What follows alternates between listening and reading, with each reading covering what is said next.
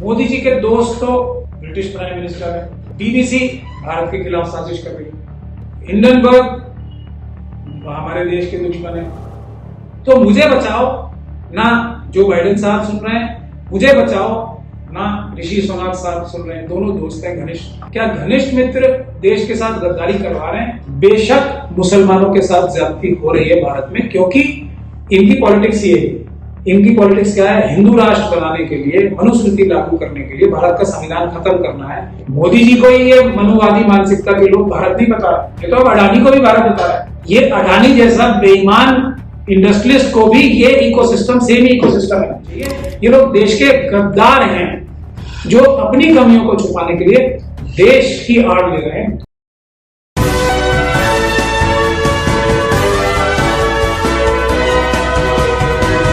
नमस्कार, आदाब, मैं खुशबोधकर। और आज भारत में जिस तरीके से एक बात लगातार कही जा रही है वो ये कि बीबीसी भारत के दुश्मन है, हिंडनबर्ग की रिपोर्ट भारत के दुश्मन है।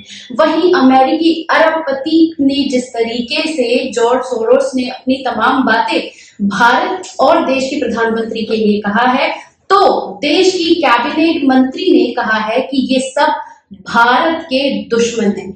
हमारे साथ इसी पर बात करने के लिए सीनियर एडवोकेट पराचा साहब मौजूद हैं, जिनसे हम जानेंगे, सर, भारत के सभी दुश्मन हैं तो उसके बावजूद हर जगह खामोशी क्यों है? देखिए, अभी हमारे प्रधानमंत्री जी मोदी जी हैं, उन्हें छाती पे हाथ मार मार के पार्लियामेंट में मेंबर ऑफ पार्लियामेंट, जो उनके ही तरह के मेंबर ऑफ पार्लियामेंट है, जैसे प्रधानमंत्री जी एक मेंबर ऑफ पार्लियामेंट है, वैसे जो उनके एक तरह से परिवार, उन पे तो ये बोल रहे थे कि एक अकेला सब पे भारी। अब ये बेचारे 3 लोग ही मोदी जी पे भारी हो गए क्या? और वो भी कब? जब वो देश के लिए खतरा है। तो इसमें महत्वपूर्ण बात यह है कि यदि ये देश के लिए खतरा है तो इनके खिलाफ कानूनी कार्रवाई क्यों नहीं? अमित शाह जी क्यों नहीं बोल रहे इनके खिलाफ? होम मिनिस्टर तो हुए हैं, स्मृति ईरानी जी, जिनका शायद टेक्सटाइल मिनिस्ट्री है ना, टेक्सटाइल मिनिस्ट्री को क्यों बोलना पड़ रहा है? ये बात भी मैं आपको बताता चलूं कि अमित शाह साहब और जो स्मृति ईरानी है वो अलग अलग कैंपों के हैं। तो एक ऐसे व्यक्ति से जो कि दूसरे कैंप में है, जिनकी अमित शाह साहब से दोस्ती नहीं बताई जाती, दुश्मनी बताई जाती है, उनसे डिफेंड करने के लिए उनको क्यों लाया गया सामने स्मृति ईरानी जी को? होम मिनिस्टर तो वो खुद है और भारत के लिए खतरा स्मृति ईरानी जी बता रहे। तो एफआईआर दर्ज करने के लिए अमित शाह साहब को एनआईए से कौन रोक रहा है? क्यों नहीं कर रहे हैं? ये है सवाल, तो मुख्य मुद्दा। एक और सवाल है, मोदी जी के दोस्त तो ब्रिटिश प्राइम मिनिस्टर है, बीबीसी भारत के खिलाफ साजिश कर रही है, हिंडनबर्ग हमारे देश के दुश्मन है, निर्मला सीतारमण जी उनके खिलाफ कोई एक्शन नहीं ले रहे, अमित शाह साहब उनके खिलाफ कोई एक्शन नहीं ले रहे। वो कहां से आते हैं? वो अमेरिका से आते हैं। वहां तो दोनों, जो डेमोक्रेटिक प्रेसिडेंट है अभी जो बाइडेन, और जो पहले जो प्रेसिडेंट थे वहां पे मिस्टर ट्रंप, दोनों ही अमित मोदी जी के एकदम घनिष्ठ मित्र हैं। तो ये घनिष्ठ मित्र हैं या नहीं है ये भी बता दें वो। क्या घनिष्ठ मित्र देश के साथ गद्दारी करवा रहे हैं ये भी बता दें वो। तो जो ये सब जो हो रहा है, इसके पीछे एक जो बड़ी साजिश है वो ये समझनी चाहिए कि भारत देश के प्रधानमंत्री हैं, लेकिन वो भारत देश के लिए फायदे लेते हैं, लेकिन वो फायदा भारत देश की जनता को नहीं पहुंचने देते।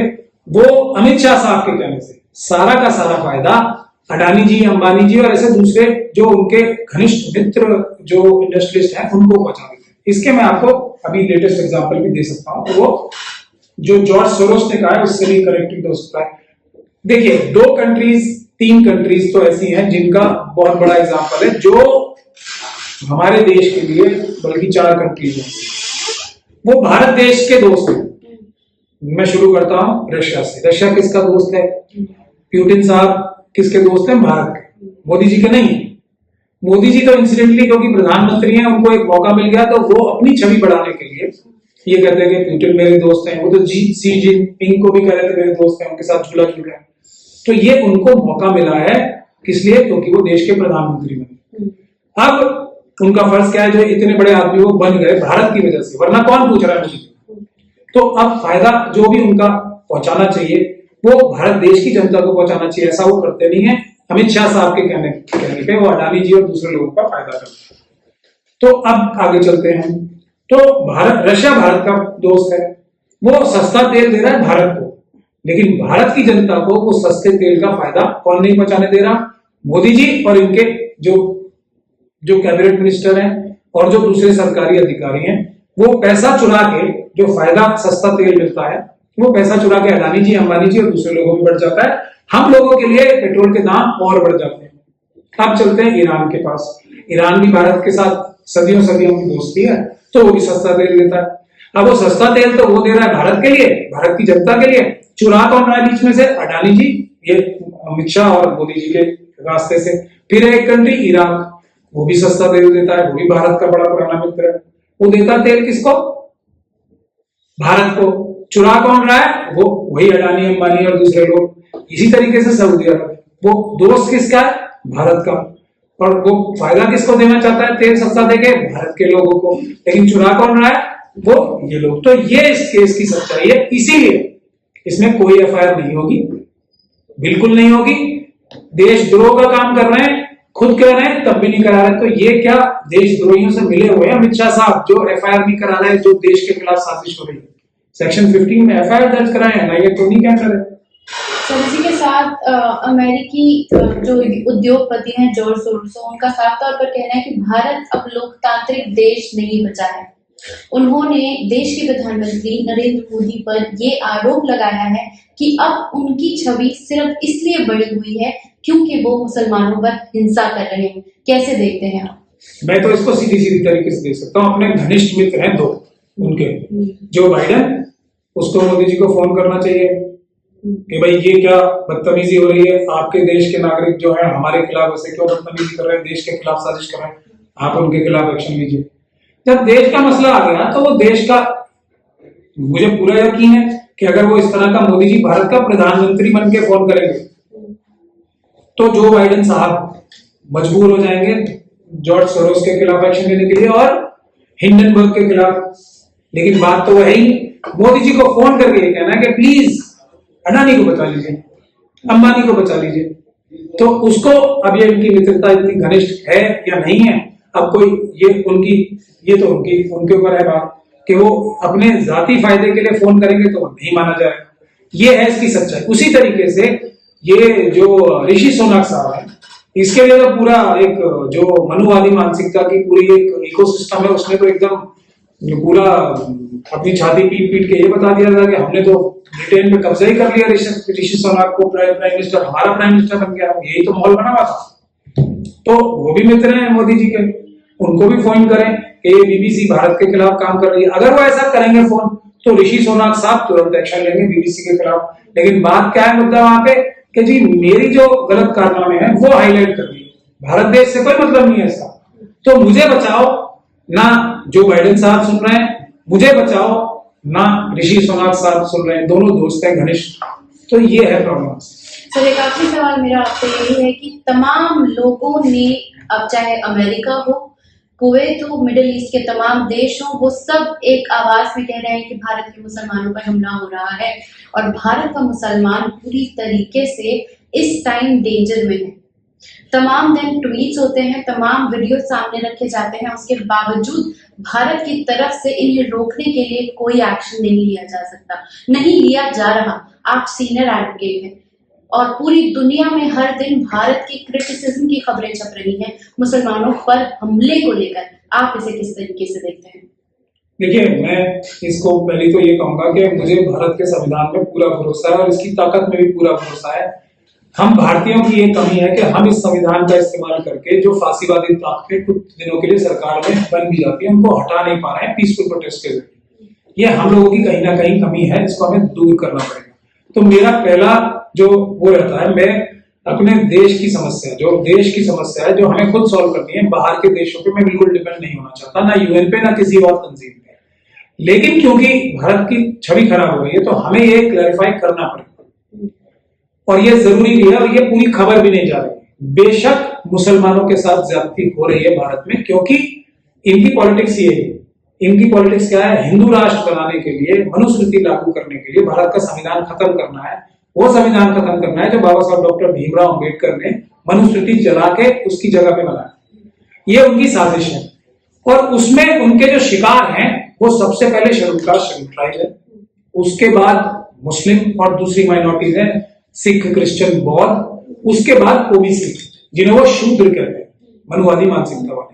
ये है सही सीक्वेंस जो पूरी दुनिया को हमारा बताना फर्ज है, क्योंकि मुसलमान सिर्फ बहाना है, असली निशाना तो शेड्यूल कास्ट शेड्यूल ट्राइब और ओबीसी हैं, ये और दूसरी माइनॉरिटीज हैं।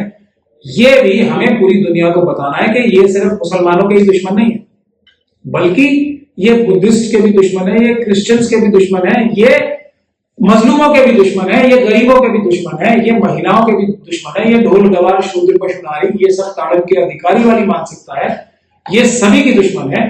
तो ये हमारे देश के दुश्मन है। ये हमें पूरी दुनिया को बताना जरूरी है, तब हमारे देश की और देश की जनता के लिए जो सही पिक्चर है वो पूरी दुनिया में जाएगी, और जो एक गलत पिक्चर अभी जा रही है कि सिर्फ मुसलमानों के साथ ज्यादती हो रही है, वो भी दुरुस्त करना हमारा फर्ज है, ताकि सभी लोग, अगर कोई भारत के प्रेमी है भारत में, तो वो इन सभी कम्युनिटीज के लिए आवाज उठाएं और बड़े लेवल पे आवाज उठाएं। बुद्धिस्ट कम्युनिटी के मानने वाले तो मेरे ख्याल से 25-27 देश है, क्रिश्चियनिटी के मानने वाले बहुत ज्यादा देश है, 57 देश इस्लाम को मानने वाले, तो उनको ये पता होना चाहिए ये सब पे हमला हो रहा है। लेकिन मैं फिर यही गुजारिश करूंगा कि ये देश के अंदर की बात है, हम SC ST OBC मुस्लिम सिख क्रिश्चियन बौद्ध मिलकर देश ठीक करेंगे। ये मनुवादियों को, मनुस्मृति के मानने वालों को, हिंदू राष्ट्र बनाने की कोशिश करने वालों को हम खुद टैकल करेंगे, इनको निकाल बाहर करेंगे और देश में संविधान की सरकार बनेगी। तो सर मेरा सवाल आपसे यही है कि BBC अगर किसी पर डॉक्यूमेंट्री बना रहा है तो वो भारत पे नहीं बना रहा, देश के प्रधानमंत्री और उस वक्त के चीफ मिनिस्टर नरेंद्र मोदी पर बना रहा है। वहीं अगर अमेरिकी अरबपति की अगर हम बात करें, जॉर्ज सोरोस भी अगर बात कर रहे हैं, तो वो भारत की नहीं, वो देश के प्रधानमंत्री की छवि पर बात कर रहे हैं। कैसे देखते हैं आप, क्योंकि क्या अब देश मोदी जी हो गया है या मोदी जी देश हो गए हैं? देखिए, ये मैं आपकी बात को थोड़ा सा करेक्ट करना चाहूंगा। वो देश के प्रधानमंत्री के खिलाफ नहीं बोल रहा है, ना चीफ मिनिस्टर के खिलाफ बोल रहे थे, वो नरेंद्र मोदी के कारनामों को बता रहे हैं। तो ये देखिए कि ये इनकी कमी है एज ए प्रधानमंत्री की, कि भारत की छवि अभी ये इतनी बड़ी थी पहले कि भारत के प्रधानमंत्री, चाहे वो अच्छा बन जाए आदमी या बुरा बन जाए, ये हमारे अंदर का मसला है, हम उसको हटा के चेंज भी कर सकते, किसी की हिम्मत नहीं होगी। लेकिन मोदी जी का जो स्वयं का जो पर्सनैलिटी ऐसी है कि भारत देश भी उनकी जो ढाल है, और ये ढाल कमजोर करने की जिम्मेदारी भी सिर्फ और सिर्फ इन RSS और मनुवादियों की है, वरना कोई भी भारत का प्रधानमंत्री होता तो उसके खिलाफ ऐसी माहौल नहीं बन सकते थे।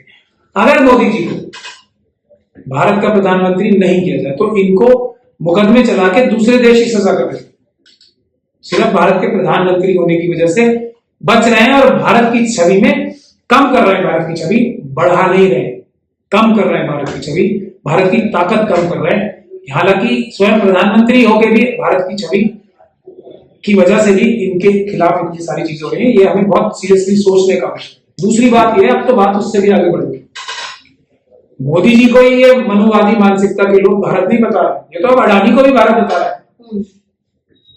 ये अडानी जैसा बेईमान इंडस्ट्रियलिस्ट को भी ये इकोसिस्टम सेम इकोसिस्टम है, यही अमित शाह जी के फ्रंटमैन तो है और क्या है, वो भी भारत है। कल को अंबानी जी भी भारत हो जाएंगे, कल को टाटा भी भारत हो जाएंगे। अगर वो कोई पर्सनल अपनी चोरी करते पकड़े जाते हैं तो वो सब भारत ने चोरी कर ली। इतनी बड़ी घिनौनी गंदी मानसिकता, भारत के ऊपर धब्बे लगाने की कोशिश अपने जाति फायदे के लिए, सबसे ज्यादा भर्त्सना या सबसे ज्यादा निंदा होनी चाहिए तो इस बात की होनी चाहिए, ये लोग देश के गद्दार हैं जो अपनी कमियों को छुपाने के लिए देश की आड़ ले रहे हैं। देश पाक है, देश साफ है, देश की इज्जत है, ये देश की इज्जत कम कर रहे हैं अपने गंदे कर। हमारे साथ मौजूद थे senior advocate Mahmood Paracha sir, जिन्होंने साफ तौर पर डंका किस तरीके से भारतीय जनता पार्टी का पूरी दुनिया में बज रहा है उसकी पोल खोल के रख दी है। शुक्रिया।